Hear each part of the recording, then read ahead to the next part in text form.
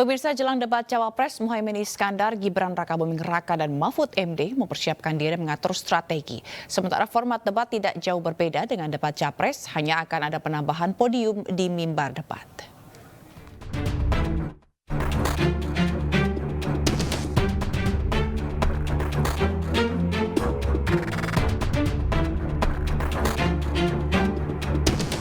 Jumat 22 Desember 2023, KPU akan menggelar debat calon wakil presiden pemilu 2024. Komisi Pemilihan Umum akan mempertahankan format debat calon presiden yang pertama untuk kembali digunakan pada debat calon wakil presiden.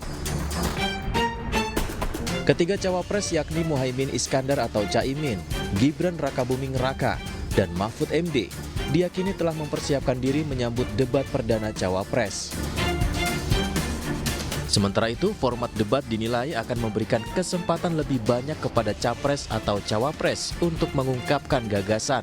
Satu-satunya teknis debat yang diubah hanya penempatan podium untuk kandidat.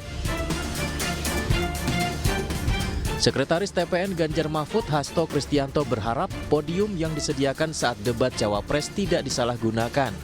Ia juga menilai podium ini sebagai mimbar rakyat sehingga ucapan para paslon di atas mimbar harus sesuai dengan perbuatannya di luar podium.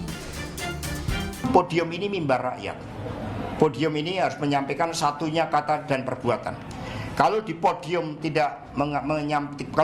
menyampaikan komitmen tidak melakukan korupsi, ya di dalam praktek tidak boleh melakukan korupsi. Jangan itu menjadi suatu retorika. Jangan berkomitmen pada rakyat, tetapi ketika rakyat menghadapi kenaikan harga kebutuhan pokok rakyat yang dilakukan Pak Prabowo malah menambah utang luar negeri sebesar 386 triliun untuk beli alutsista.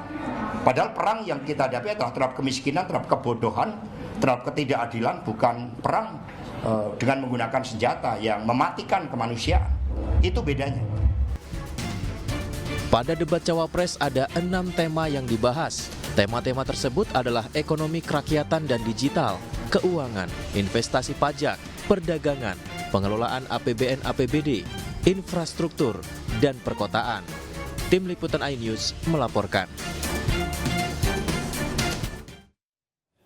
Dan untuk mengetahui suasana terkini di lokasi debat calon wakil presiden yang akan dilaksanakan besok, sudah ada rekan kami Anggita Maura yang saat ini berada di Jakarta Convention Center Senayan. Selamat sore Anggita, bagaimana situasi di sana jelang persiapan debat besok? Ya, selamat sore Zila dan juga pemirsa.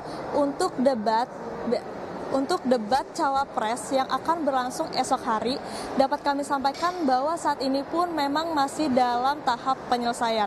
Karena memang benar untuk besok tanggal 22 Desember 2023, debat cawapres untuk pemilihan presiden 2024 akan digelar di tempat saat ini saya melaporkan di Jakarta Convention Center Senayan pada pukul 19.00 waktu Indonesia Barat.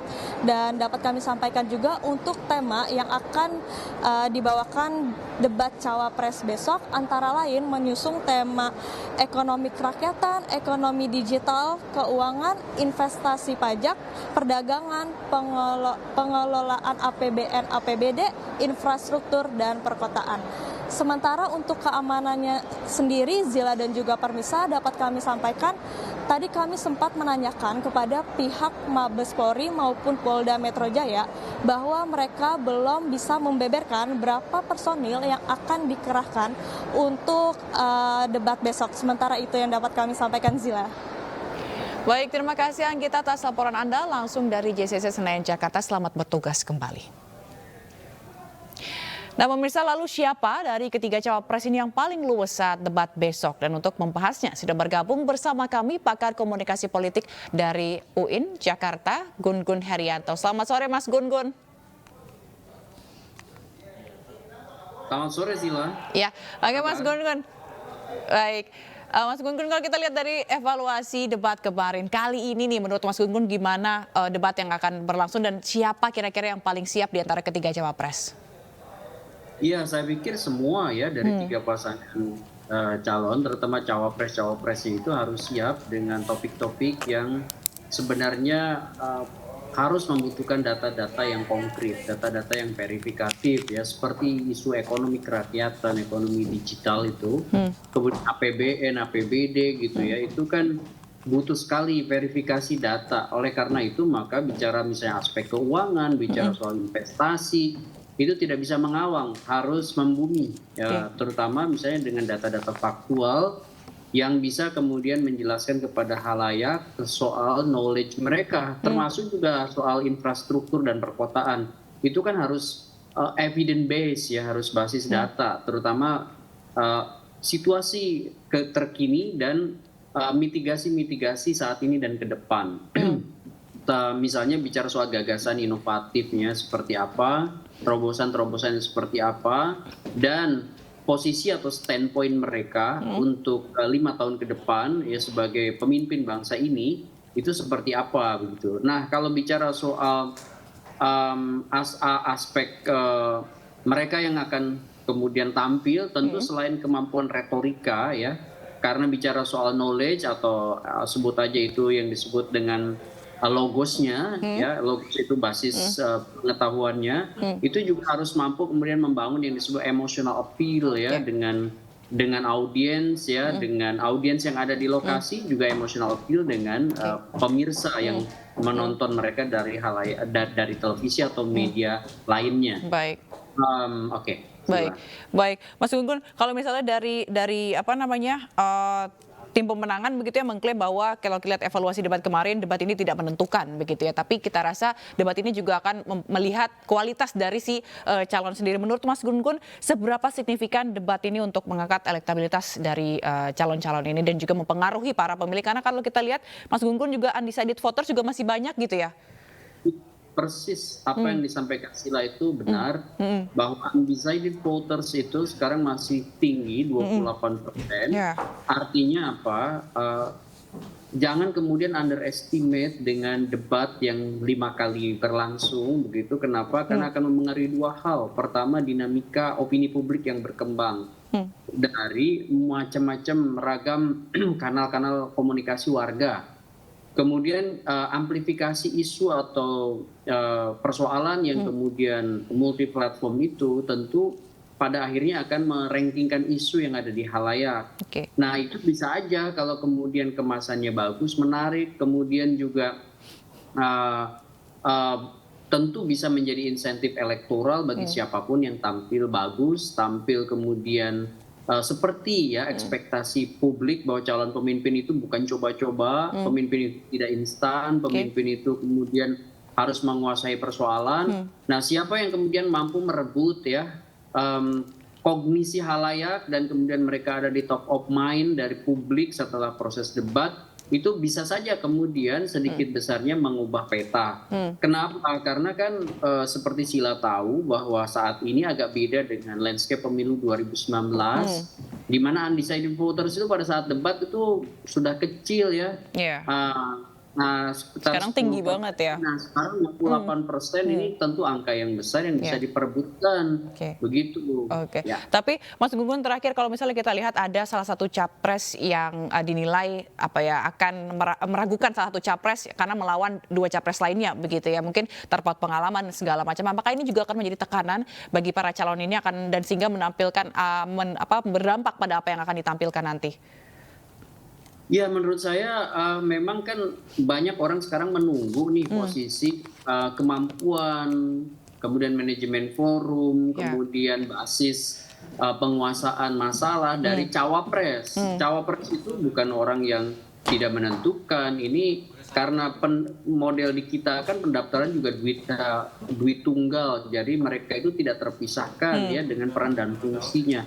Jadi kalau cawapres tidak misalnya menguasai persoalan, tentulah ya ada pertanyaan dari publik seberapa memiliki misalnya visi dan orientasi pemecahan masalah ke depan sebagai problem solver. Nah, saya sih melihat tentu berharap ya misalnya apakah jadi tekanan misalnya pada orang yang sekarang ini kan jarang hadir misalnya di debat-debat cawapres gitu ya atau debat-debat calon presiden dan wakil presiden. Nah tentu ini pembuktiannya nanti di besok itu, jangan sampai kemudian asumsi itu benar bahwa misalnya penguasaan masalah bukan hanya sekedar retorika, penguasaan masalah yang substantif itu kemudian tidak misalnya seperti harapan publik. Nah ini yang kemudian besok dialektika dibutuhkan, bukan hanya kembang-kembang kata, diksi begitu, tapi lebih pada substansi penguasaan persoalan.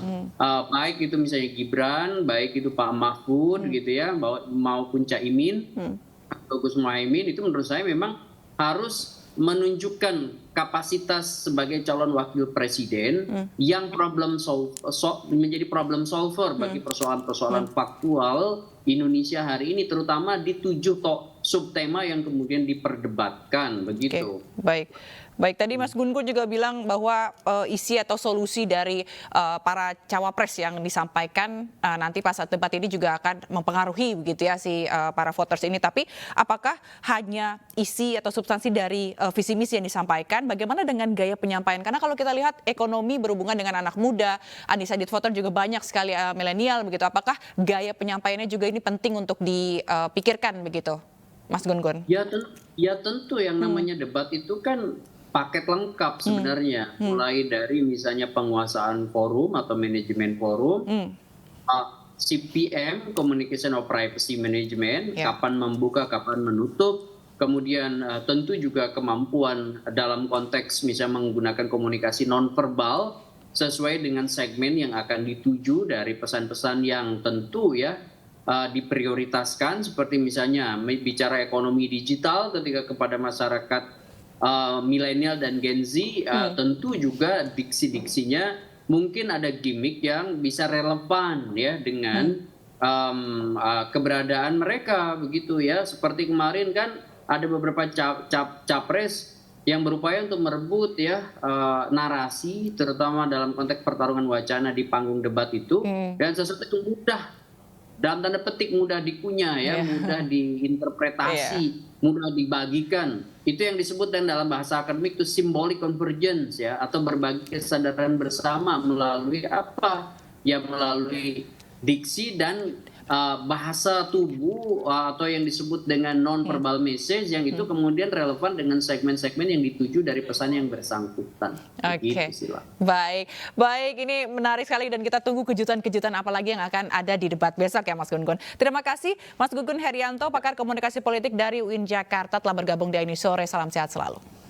Sholat maghrib untuk wilayah DKI Jakarta dan sekitarnya. Kita kembali di Ini Sore, kali ini bersama saya Mirva Suri. Pemirsa, Forum Umat Islam Bersatu gelar aksi unjuk rasa di depan gedung Mabes Polri Kebayoran Baru, Jakarta Selatan. Mereka mendesak Polri menangkap Menteri Perdagangan Zulkifli Hasan karena dinilai telah menistakan agama.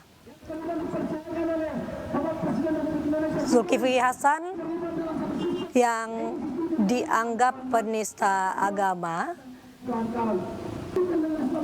Forum Umat Islam menggelar aksi unjuk rasa di depan gedung Museum Mabes Polri Trunojoyo, Jakarta Selatan. Dalam orasinya, massa meminta kepada Kapolri untuk segera menangkap Menteri Perdagangan Zulkifli Hasan karena dinilai telah menistakan agama.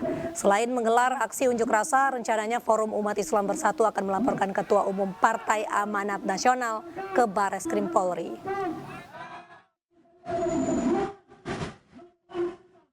Ketua Umum Forum Umat Islam Bersatu akan melaporkan secara resmi Zulkifli Hasan di Bareskrim Mabes Polri. Kami juga sudah membawa beberapa bukti rekaman, baik itu dalam bentuk soft copy maupun hard copy, yang nantinya akan kita sampaikan dalam pelaporan resmi di Bareskrim Mabes Polri. Kami mendesak kepada Kapolri Listio Sigit agar segera tangkap dan adili para penista agama. Sebelumnya pidato Menteri Perdagangan sekaligus Ketua Umum Partai Amanat Nasional Zulkifli Hasan saat acara Rakernas APPSI di Semarang, Jawa Tengah menuai polemik. Pasalnya, Zulkifli Hasan diduga melecehkan gerakan sholat saat berpidato di acara itu. Jadi kalau sholat maghrib Baca Al-Fatihah. Waladun. Zulkifli Hasan, Menteri Perdagangan sekaligus Ketua Partai Amanat Nasional menjadi pembicaraan publik usai pidatonya viral.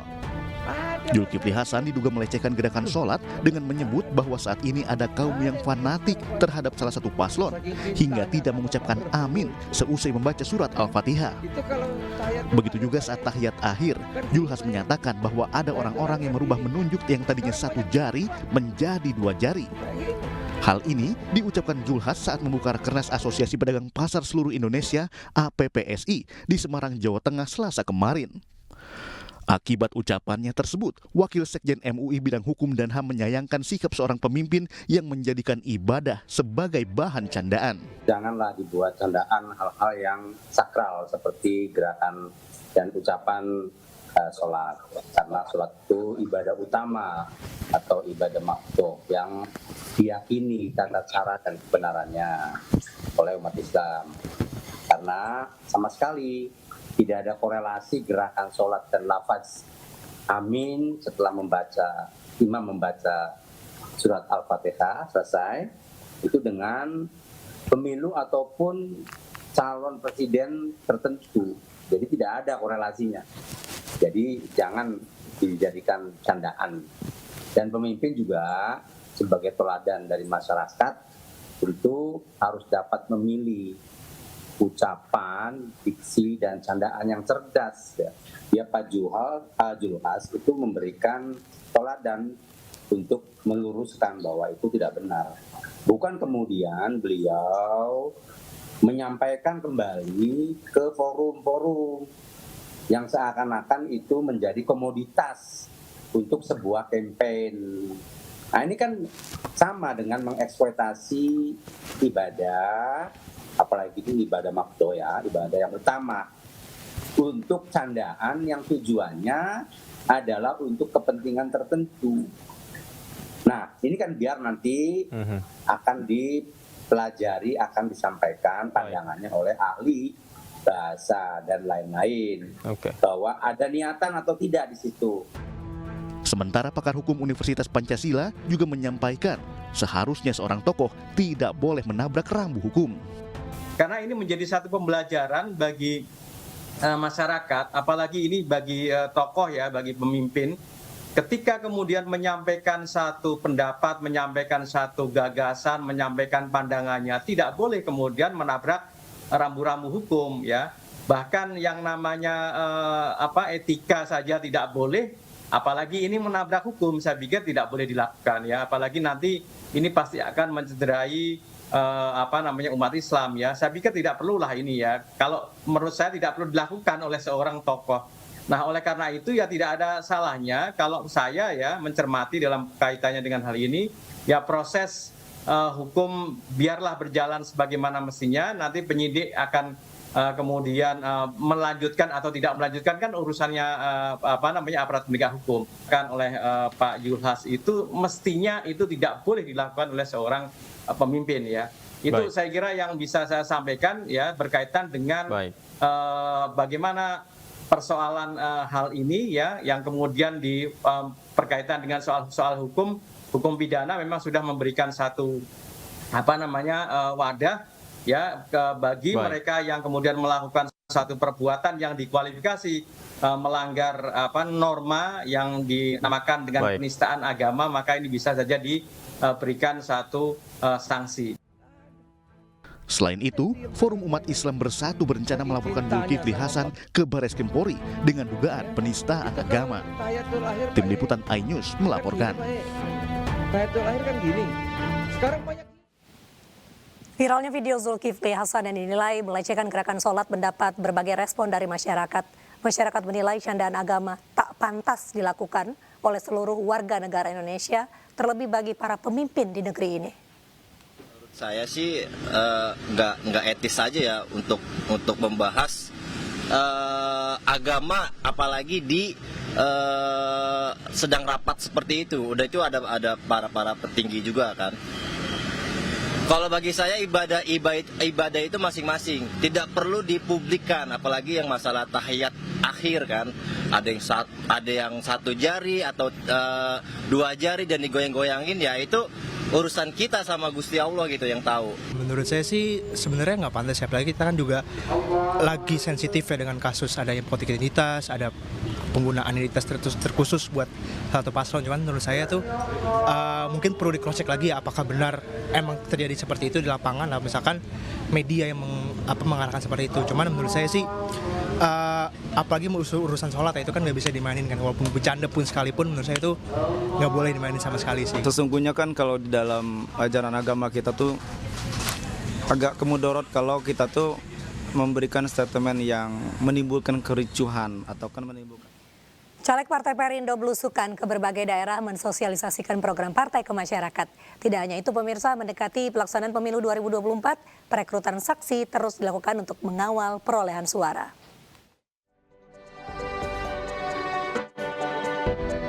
Ketua DPP Partai Perindo bidang keagamaan sekaligus caleg DPR RI Dapil Jabar II Abdul Holik Ahmad belusukan ke wilayah Cemenyan, Kabupaten Bandung. Abdul Holik yang didampingi sejumlah caleg Partai Perindo bersilaturahmi dengan masyarakat. Selain sosialisasi visi, misi, dan program Partai Perindo, para caleg juga menampung aspirasi masyarakat. Kami juga memohon doa dan dukungan dari warga Mekar Manik untuk bisa memberikan dukungan yang tulus kepada kami, sehingga pada tanggal 14 Februari 2024 yang akan datang, warga masyarakat Mekar Manik ini bisa berbondong-bondong ke TPS, kemudian memilih kami bertiga.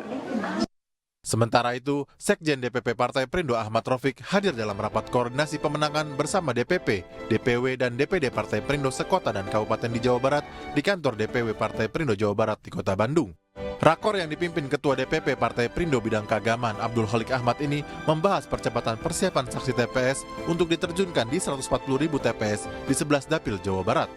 Saksi disiapkan untuk mengawal perolehan suara Partai Perindo pada pemilu 2024 mendatang. Tim Liputan iNews melaporkan.